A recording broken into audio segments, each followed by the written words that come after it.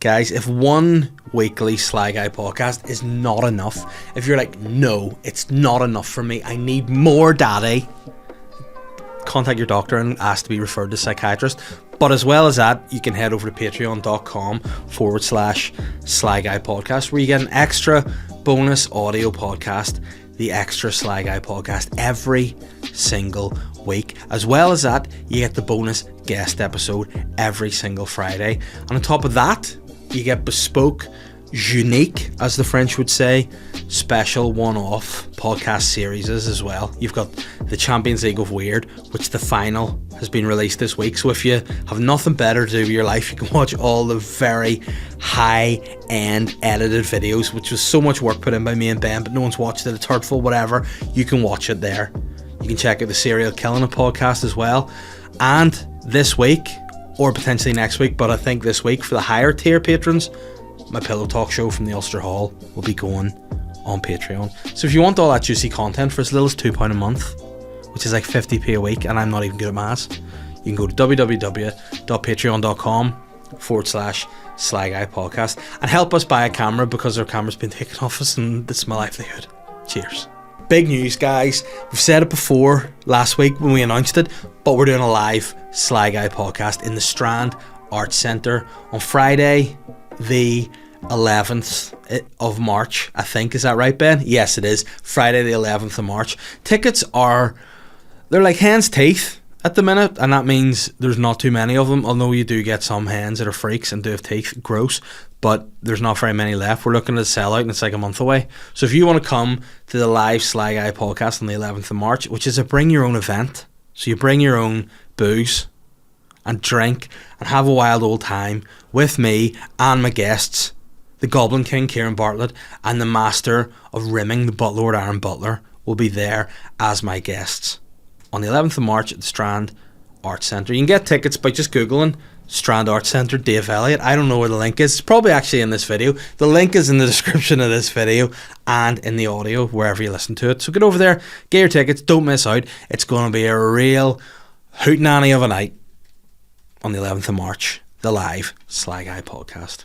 And if you want a little bit of excitement down the line, you want something to get your titties in a twist, rip the titties off, feast on the titties, come see me live in the Ulster Hall on the 10th of September. That was an energy I didn't mean to bring there. I just got too excited. The 10th of September this year, 2022. I don't know about you, but I fucking love 2022 at the Ulster Hall. Dave Elliott's new show, Bits and Pieces, or if you've ripped them off and eaten them already, Tits and Pieces. You can come there, get your tickets, www.ulsterhall.com. Dave Elliott, you'll find it wherever. Again, the link's in this video. Follow me on social media at Dave Elliott Comedy or at the Dave Elliott on Twitter. Get the links there. Come and see Bits and Pieces. Oh yeah. Oh yeah, brother. Oh yeah. Saturday, 10th of September, 2022. Ulster Hall. Second time I've done it. Did it last year. Best night of the year. People loved it. I love it. You loved it. Come. The Sly Guy podcast is brought to you in association with Modest Beer, who may cancel their association after that last Ulster Hall promotion, but for the meantime, they're bringing you the podcast in association with them. And if you want to know more about Modest Beer, what is like, and I would say this, because they sponsor the podcast, but I want to know, I want you to know that this is genuine. I like Modest Beer. I wouldn't have them as a sponsor in the podcast if I didn't, but I like the taste. You should like the taste. And if you want to know more about the taste, if you just want to know what it tastes like, go to www.modestbeer.co.uk and just type in the research bar the taste. You'll find out what the taste is. I want to know what the taste is. People need to know what the taste is, and I think you need to go to modestbeer.co.uk to discover the taste.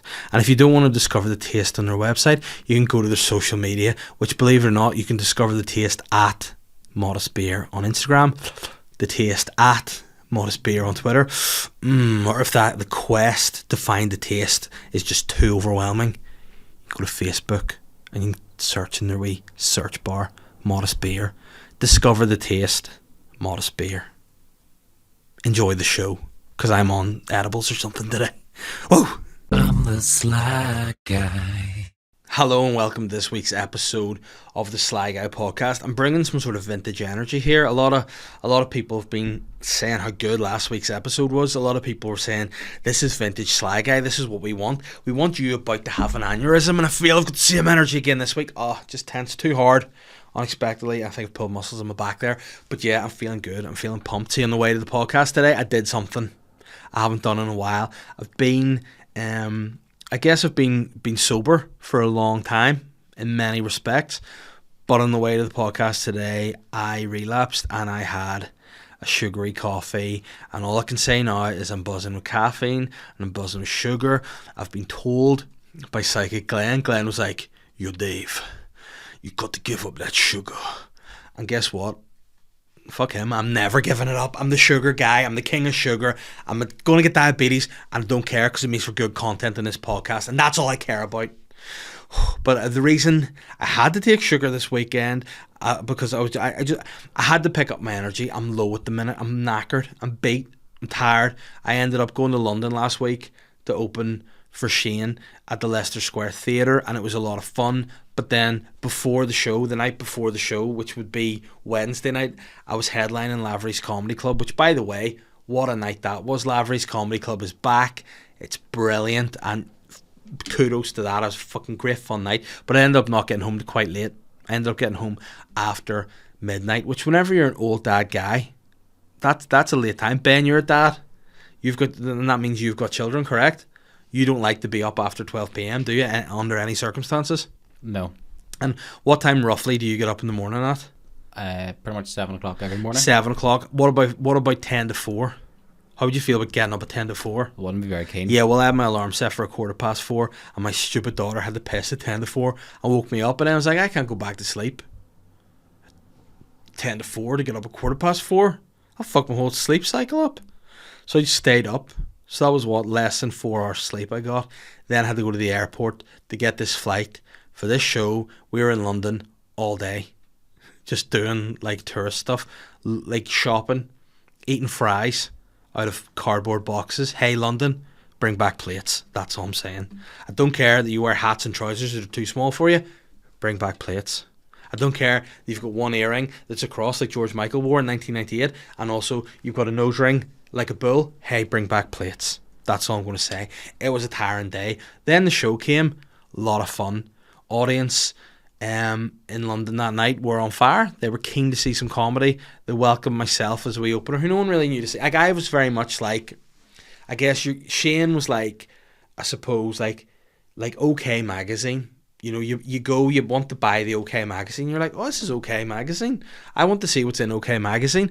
But then when you buy it, you're like, oh shit, I got a wee copy of Heat for free. Oh, Heat's actually maybe a little bit more enjoyable. But hey, what a surprise. They got Heat magazine, and I brought the Heat that night, and it was a lot of fun. I did bring the Heat both in terms of I enjoyed doing stand-up, and I was warm. You know, I sweated a lot. It was a hot night. And then once the gig finished, we just went back to our hotel room to just go to bed and get a flight the next morning. Spoof. Went in the pints straight out after. And as you know, I've been sober for a long time. I don't drink alcohol, but I ended up in the Guinness.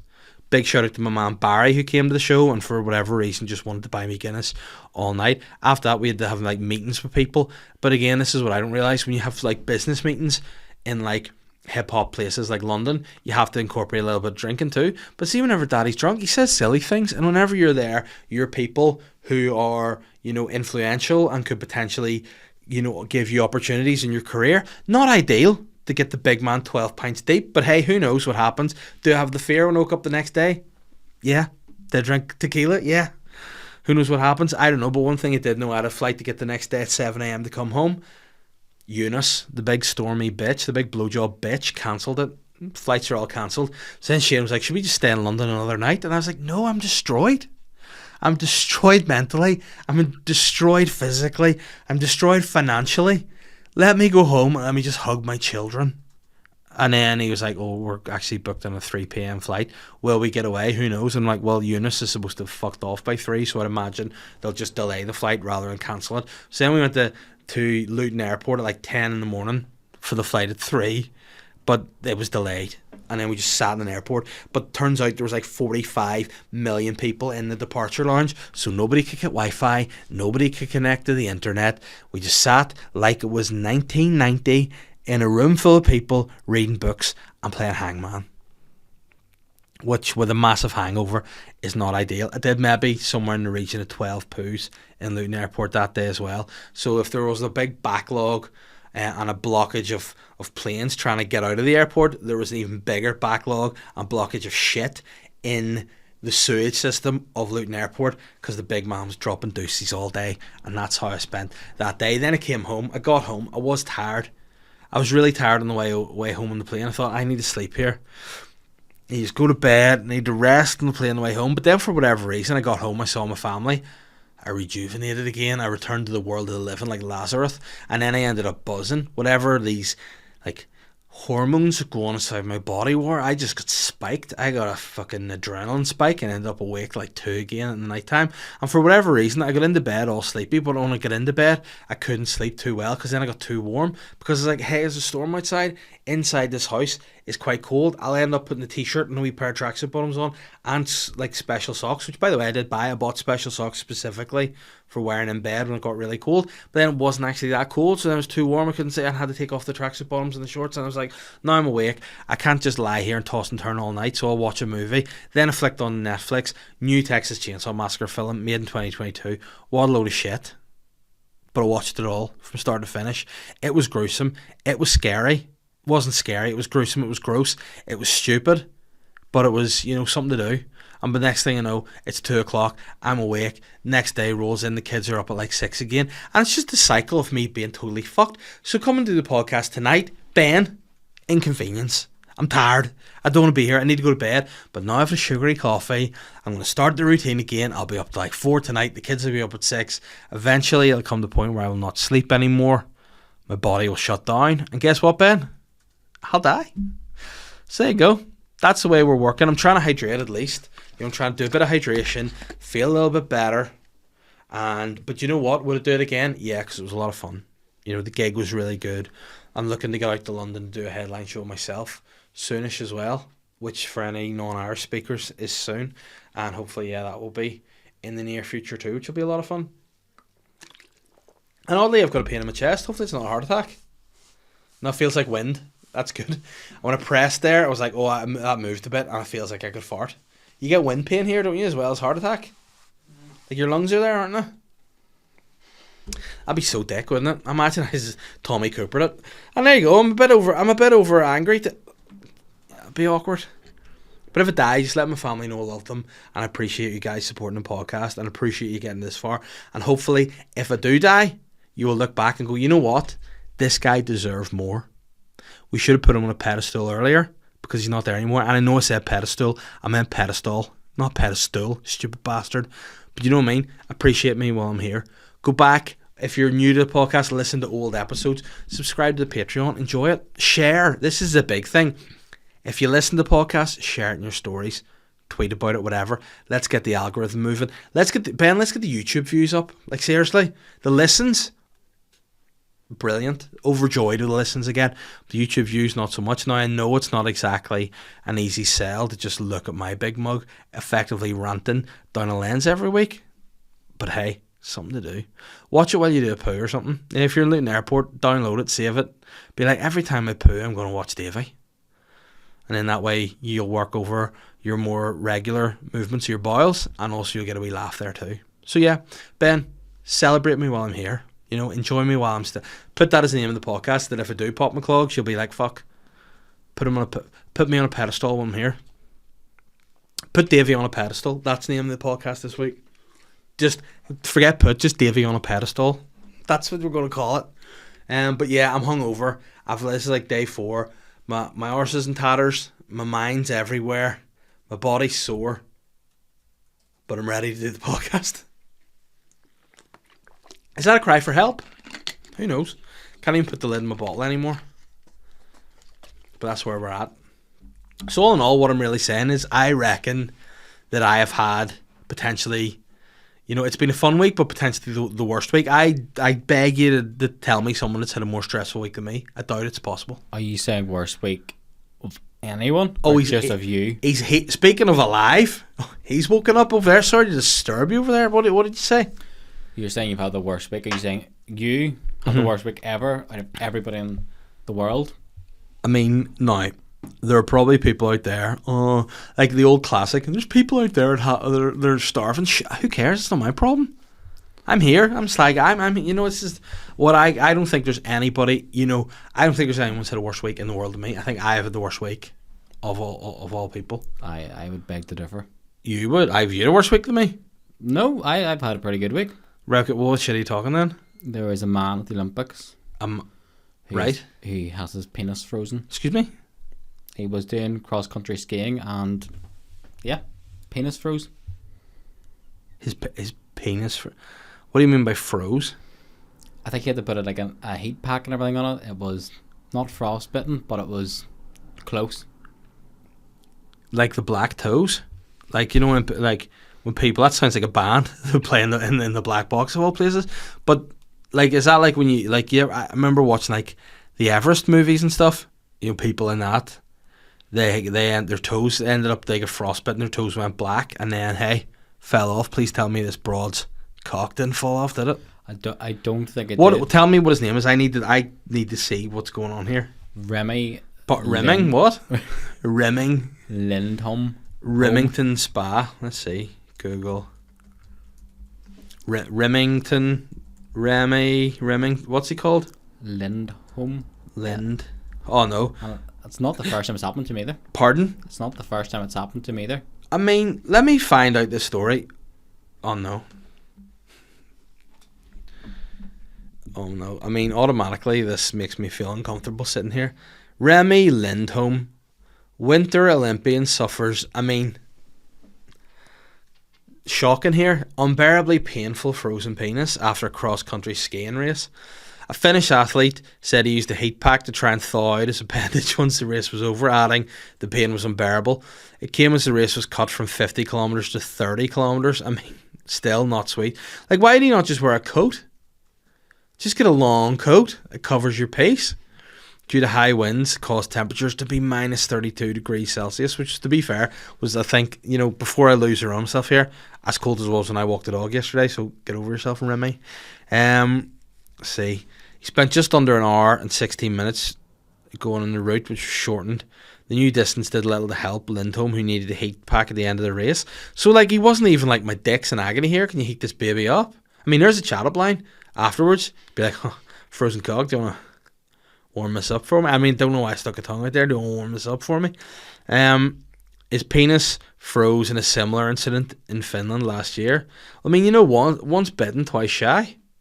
Remy, put a sock over your piece, for goodness sake. Organisers were worried about frostbite during Saturday's race, delaying it for an hour as well as shortening it. The thin suits and underlayers worn by competitors, as well as plastic covers to their faces and ears, offered little protection. Despite the sacrifice made by Lindholm, he finished in 28th place. I mean, some people just shouldn't be at the Olympics. You know, someone's like, listen, mate, what you can do, you can come to the Olympics, you can go out 50 kilometres in minus temperatures to finish in 20th place. Your penis will get frozen, potentially could break off. Where do you finish? Like, say for like first place, you go, you know, there's glory in that. There's nothing glorious about a frozen cock and finishing 28th place. What a fucking loser. Oh no. What's funny as well, the Russians have this weird new team, just the Olympic Committee, the Russian Olympic Committee, rather than just being Team Russia. Pretty weird. But yeah, man, see if you're that shit at that sport and you potentially could have your penis fall off, don't do it. You know, like, imagine you got a guy who was like, oh, he was a skydiver, or no, he would do like bungee jumping. This guy's like, listen, do bungee jumping, but he's not too great at maths. And you're like, what do you mean? He's like, oh, hasn't quite balanced. He doesn't know whether the platform he's jumping off is 50 metres or the rope's 50 metres. But he's like, either one's 30 metres and one's 50 metres. He's like, I hope the rope's 30 metres and the jump's 50 metres. But it could be the other way around. Ah, fuck, sure, I'll give it a rattle anyway. Do you know what I mean? You need to know these things. You need to be good at these things to do these things. This way, Rimhold or whatever he's called, it's like, going 30 kilometres wearing essentially pyjamas to finish 28th. There'll not even be people at the finish line waiting on them. You know, like if you're in the top, it'll be that's great. But by 28th place, everyone's away home for a cup of tea and a pasty supper. Loser. Mate, I think, you know what's more important? You should be more proud of having a penis than you should be about being an Olympian. Because imagine that. You've grandkids and all. In fact, you probably wouldn't have grandkids if your penis fell off, to be fair. But if you were like talking to your adopted grandchildren, per se, and they were like, oh, your granddad was an Olympian, and be like, oh, nice, did you get any medals? And he's 28th, my dick fell off, but hey, it was worth it. And you're like, nah, Granda, not at all. Like Eddie the Eagle, you know, and then Remy the Cock, I don't know. But yeah, you know what, Ben? You think he had a worse week than me? I don't think he did. I think he should actually be ashamed of himself for he's such a loser. 28th place. Seriously? I think my week was worse than his because I still feel sore. I'm a bum sore. I don't know whether I've got wind or heart attack. So, do you want that information? Oh, dear. Speaking of which, I need to go home. What are we like on time here? Literally about 15 minutes. 15 minutes. You know what, guys? It doesn't matter.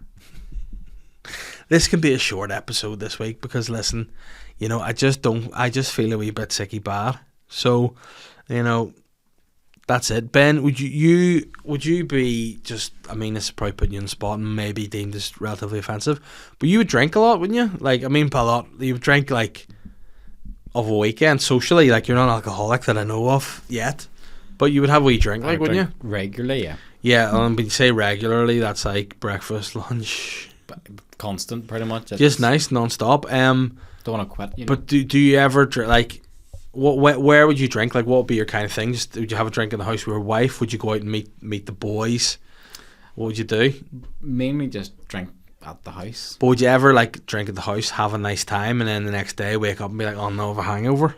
Yeah, and those are always the worst one because you feel a bit stupid. Yeah. And like, what are your go-to cures for hangover? Like, see, for the minute, I need this hangover to go, but I've done nothing in the last few days to help my hangover. If anything, I've contributed to my health getting worse. So mine kind of starts the night before.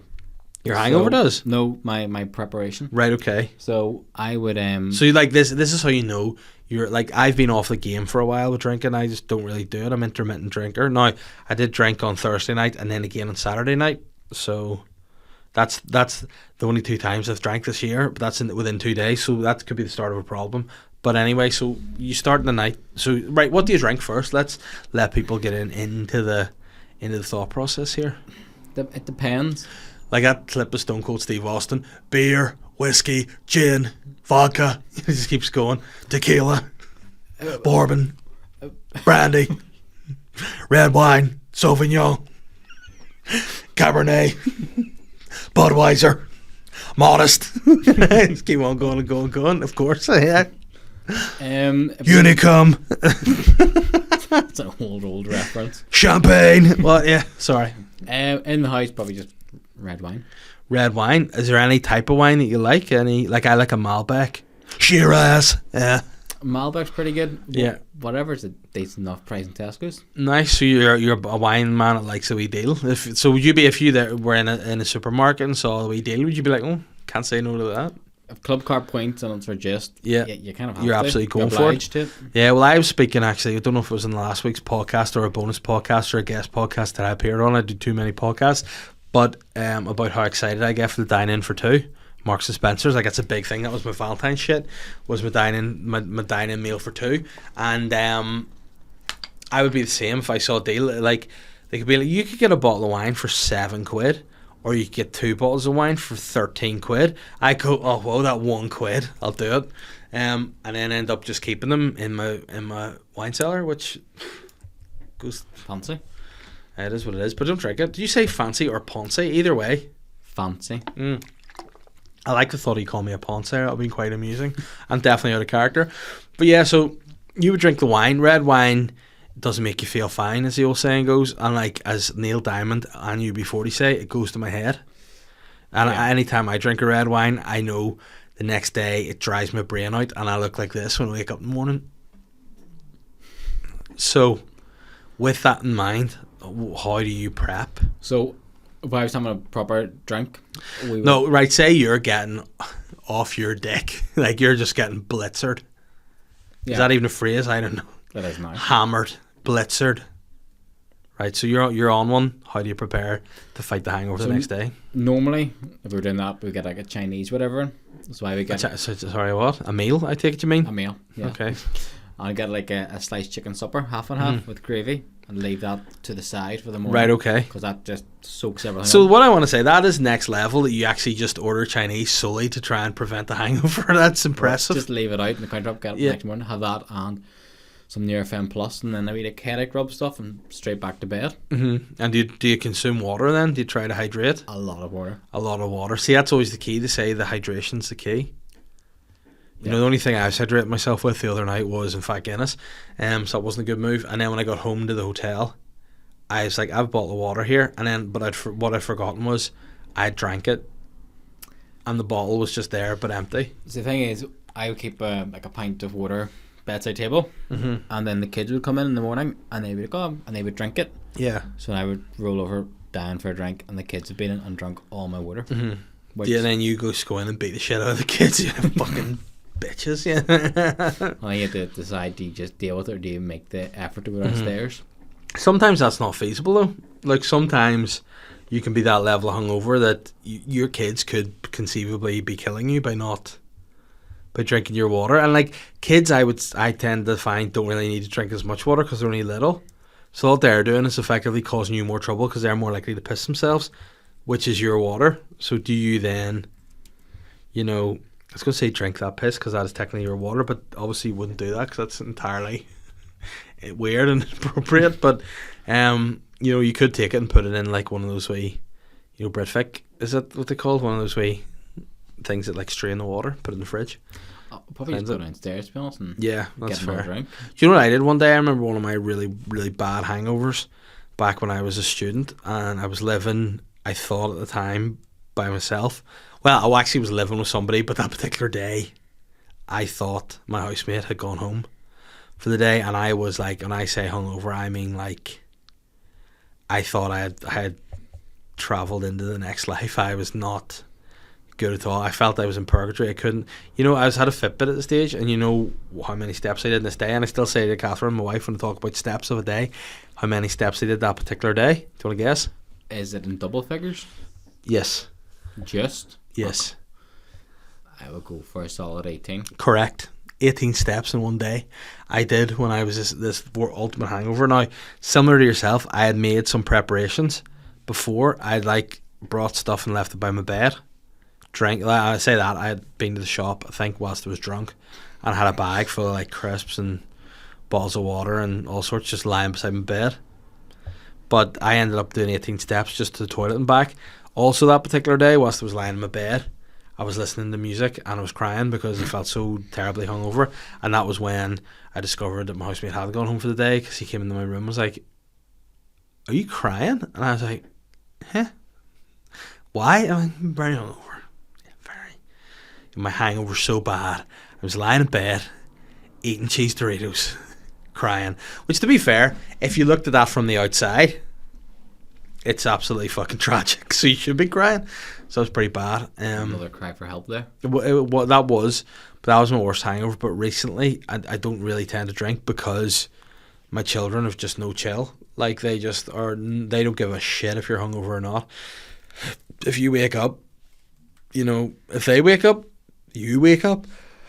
See, whenever I went away to London, I had a really sore eye, and I was trying to figure out why my eye was so sore. And I remember the day before, Holly woke me up because I had, for some reason, had the audacity to sleep in because Catherine was away to work.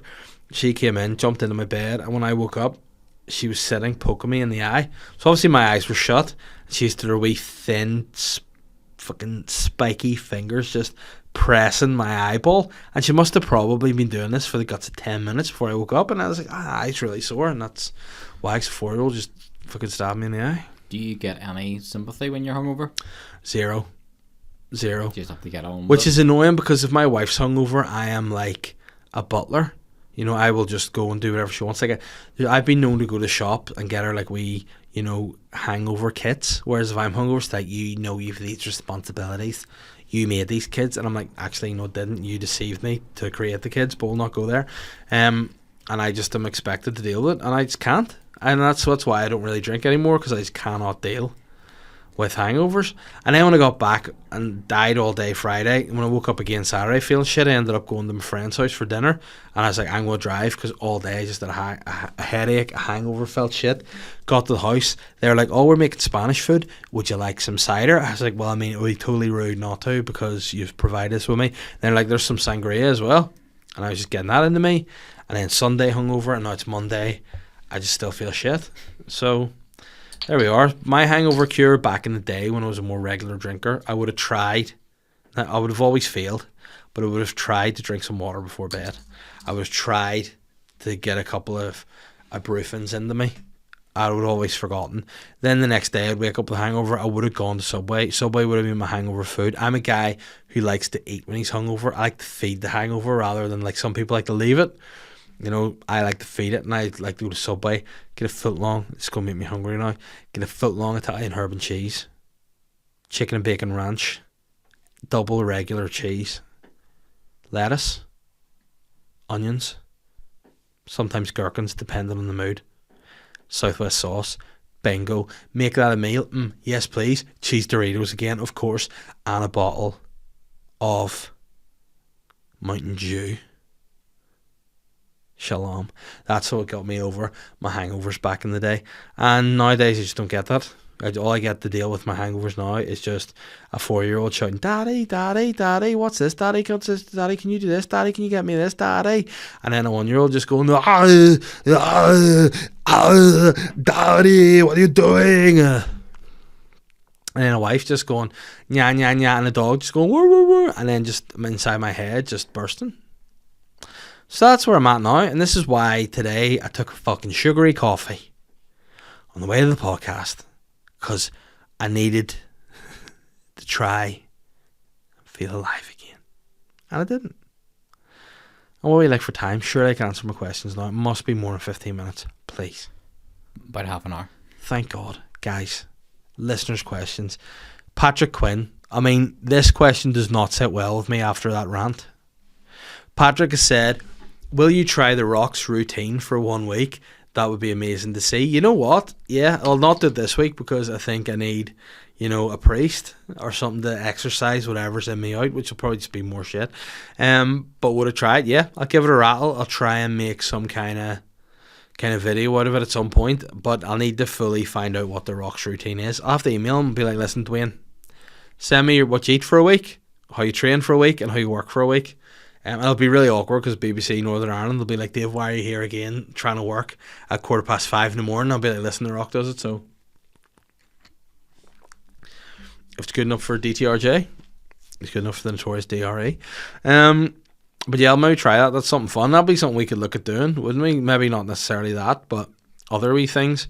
You need to teach me how to edit, because I'm so shit at editing. Still, I'll keep trying, but I'm so shit at it. Owen Kelly said, hola, señor del cum. Love that. Loving the podcast these days. And once again, big shout out to my buddy Ambrose McCraner, who, by the way, sounds like some sort of character that we would have made up in Boytown to make prank phone calls with. Hello, my name's Ambrose McCraner. For getting me addicted. Completely unrelated question, but any of your mates' dads ever try to suck you off before? I mean, that is definitely slightly off centre, that question. I mean, I don't know if this is coming from a place of personal experience here, Owen. And again, just to tie in Ambrose McCraner, are you trying to say to me here that Ambrose McCraner's dad, Mr. McCraner, tried to lay the lips on your schmeckle? Is that what you're trying to say to me? You're trying to say Mr. McCraner is keen on your pain, so to speak? Let me know if Ambrose McCraner's dad has sucked you off, Owen. I'm here to listen. If Mr. McCraner has done that, I'm here to listen. Again, if Mr. McCraner hasn't, and it's just a totally unrelated question, sorry, Mr. McCraner. Speaking of sucking off, John Joe Shelby, he said. The Sensei flood. This is how mad I am. I'm so nervous to admit it's him because I've been so terrible the last couple of days.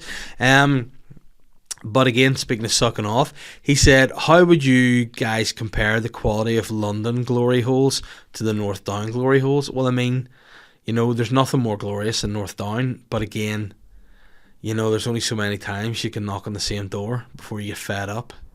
London is a very diverse place. It's a very big place, both in terms of geography and, you know, what's coming through the keyhole, so to speak. So yeah, it was definitely a greater experience over there. It's much too wild for me. People are far too free out there. We were in a bar, and I'll say bar, it was a private members club, but we'll not go there.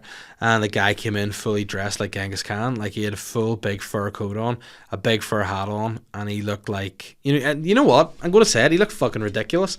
Like that's what fashion's like out there. People dress so ridiculous, and people are like, oh, it's normal, it's fashion. Some people have got to step up and just go, here, guy, you look rare. Take that, London Fashion Week. That's some fucking shots fired your way from me. But yeah, glory holes are decent in London. Definitely are more glory holes out there, so maybe you should get yourself out and suck. Naomi Mitchell has said, we are clearly immune, Dave. Not going to argue with science. And has sent me a link. It's probably about, again, continuing the theme of sucking off, no doubt. Said, still not caught COVID. It might be down to how attractive you are, scientists say. Hey. Scientists have suggested that the more attractive you are, the stronger your immunity is. Therefore, you're at lower risk of catching COVID. Well, there you have it. I've not had COVID. Ben, have you had COVID? Maybe. Yeah, this guy's a COVID. This fucking elephant man in the corner here is a COVID. This guy, no COVID. A theory's been tested on a bunch of participants. Now, I'm going to say it's not so much a scientific experiment when they refer to those being tested on a bunch of participants. Researchers took photos and blood tests of 79 women and 80 men at the Texas Christian University. You probably went there, Ben, didn't you? Afterwards, 492 other volunteers were asked to rate the facial attractiveness of participants based on the photos that were taken. Beauty is now of the beholder, as they say. However, in the opinion of the study, researchers found that good looks transcend times and even cultures. So yeah, I've not a COVID, and I'm essentially a sexy bitch. So, you know, unfortunately, all you fucking ugly stinkers out there with COVID, sorry, but you know, I'm just a handsome, super immune COVID god. Which, if anyone wants to call me that, by all means, please do. And having read that story, Naomi, you know, you're at risk. Watch out. Greg Murray has said, "Well, Buster, what do you make of your wee mate Sammy Wilson calling the Ukraine Sinn Féin when talking about the Russia-Ukraine in the chamber? Man must be well overdue his ice cream." Yeah, I didn't see that. I didn't see that Sammy Wilson referred to Ukraine as Sinn Féin, but I would well believe it. And Sammy's one of these guys who tries to way too much like dad banter. You know, he'll come in and he'll be like, try to make wee puns as if they were an accident. You're like, oh, Ukraine, Sinn Féin. Oh, hope Russia don't invade Sinn Féin. But I'll definitely check that out. And speaking of which, Gary has asked the question, what do you make of the Russian-Ukraine situation? Which, I mean, do you know much about it, Ben? The Russian-Ukraine scenario? No? He's nodding his head like, nah. I mean, I don't know a lot about it, if I'm honest. I just know there's some trouble. I know there's some trouble afoot in Russia. I know Vlad Putin, a lot of people, you know, are putting the blame on him. But, you know, it's hard for me to really understand what's going on there. I can only assume it's ongoing. I am alright. If you're asking me to ascertain what's the problem between Russia and Ukraine, I would imagine it's something to do with the collapse of the Soviet Union, which started in 1991.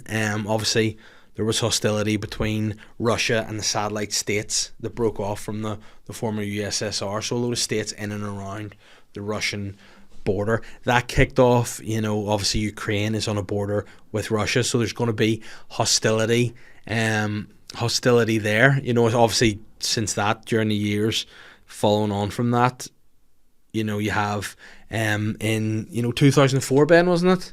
You had some of the other nations around Russia. I think they joined the EU. Russia's not part of the EU, so there was nations like let me see. You had, correct me if I'm wrong here with your facts. You had Czech Republic, Estonia. I want to say Poland, Hungary, Latvia, Lithuania, and Slovakia, I think. And then a few years later, in 2007, Bulgaria and Romania joined the EU, which then formed, essentially, as I like to call it, a Western Wall blocking Russia from getting access to the Black Sea, which obviously you need that for economic, social activities, I would assume.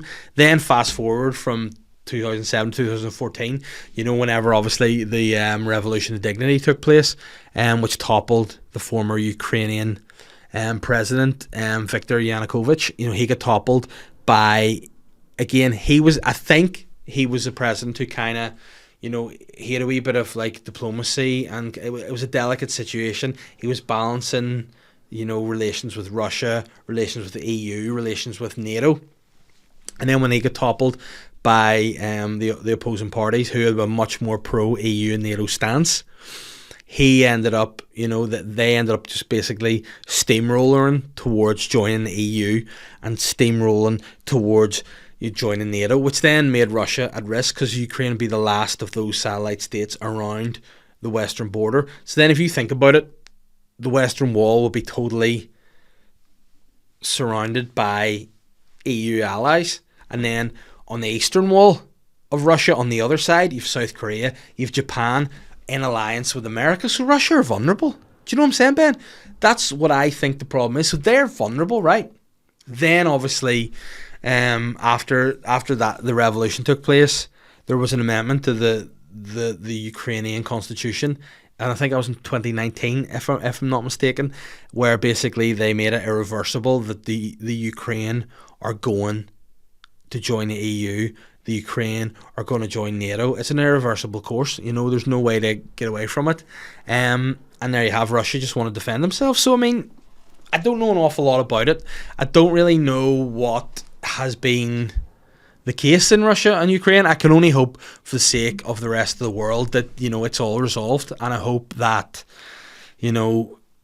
Ukraine do the right thing and just say, they hope they do your exit, hope they do our exit, and they just say, fuck the EU, we're just going to stay independent. What do you think about that, Ben? You think that'd be a good idea? I think they should just say, listen, be loyal to Russian guys, and just carry on. I think that's pretty much spot on, to be honest. Yeah, and you know what? I think what Vladimir Putin will say to the rest of the world is, yeah, I've got some troops on the border, but hey, ultimately, Crimea River.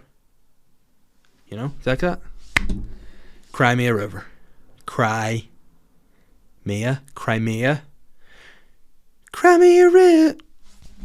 Listen, I don't know. I don't know anything about politics. I just see the news like anybody else. So yeah, I do think that things will escalate a little bit. Hopefully there'll be some resolution. I just want to take this opportunity, as I know he's listening to the podcast. Putin, be sensible, my friend. Don't do anything stupid. You don't want to be putting your people at risk. So from Russia with love, only respect. Brock Boyd, spelled without a K, so I don't know if your full name is in fact Broccoli, but respect. You've said, how would you describe Rory McIlroy's accent? Well, weird, I would say. It's a strange accent. It definitely used to be very Hollywood, and now it's quite Hollywood with an extra L. He's definitely going down the GMAC route, which, as much as I'm a big fan of GMAC, his voice is pretty weird. It's a pretty strange voice. I think Rory's kind of going down that similar route there, and hopefully you fucking wise up and stop doing it. Let me see. Phil has said, as a fellow gunner, who embarrasses you more, Piers Morgan or AFTV? Arsenal Fan TV, of course. Those guys are idiots. Like, they make me want to not support Arsenal. At least Piers Morgan's a big, ham-faced, gluttonous arrogant bastard. Whereas AFTV fans are like, yeah, we should be winning the friggin' league and doing all this. Hey, Arsenal are nowhere near the league. They're wick. So I think AFTV should be cancelled. Fuck that. Adam Casey has said, you're going to Cosmos or another all-you-can-eat international buffet. What country are you starting in? E.g. Chinese, then Indian, then Italian, or are you mix and mash sort of man? No way.